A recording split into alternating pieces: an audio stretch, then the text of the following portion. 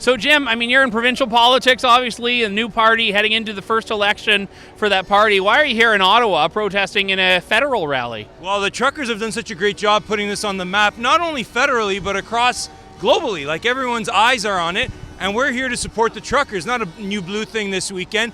And also because they've done such a great job. We see conservative politicians finally speaking out and defending their position, finally.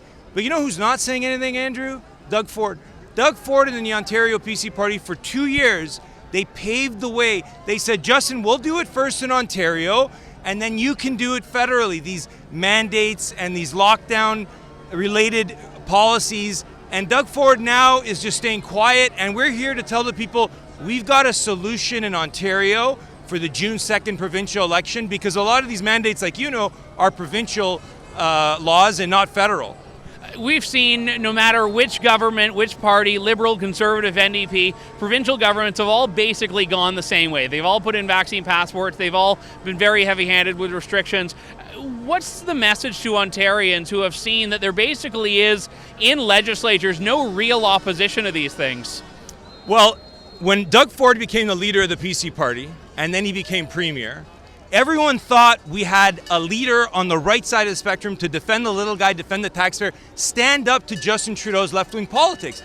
But instead, he betrayed Ford Nation and all of Ontario, and he gave Justin a pass. So instead of having some strong leadership out of Ontario to stand up to Trudeau, he's given him carte blanche. So Trudeau can do anything, and there's no opposition. And Belinda and I, the MPP in Cambridge, we live in Ontario. She's the MPP in the riding of Cambridge. We decided the solution starts in Ontario, providing leadership to stand up against Justin Trudeau, and we need that institutional political party on the right side of the spectrum standing up for the little guy. That's the New Blue Party of Ontario. You've obviously seen a huge groundswell of support behind the convoy. I know you've been involved before running for politics in grassroots efforts, notably Axe the Carbon Tax. Have you ever seen something quite like what's been happening this week and what's happening today in Ottawa? Well, the silent majority's always been strong, and they've always been supportive of us in Ontario. Axe the Carbon Tax, Take Back Our PC Party. When Belinda ran, the leadership campaign I was on, and when we started the New Blue Party. But this time, the guys in charge went too far. They went too far, and it's been 2 years of this.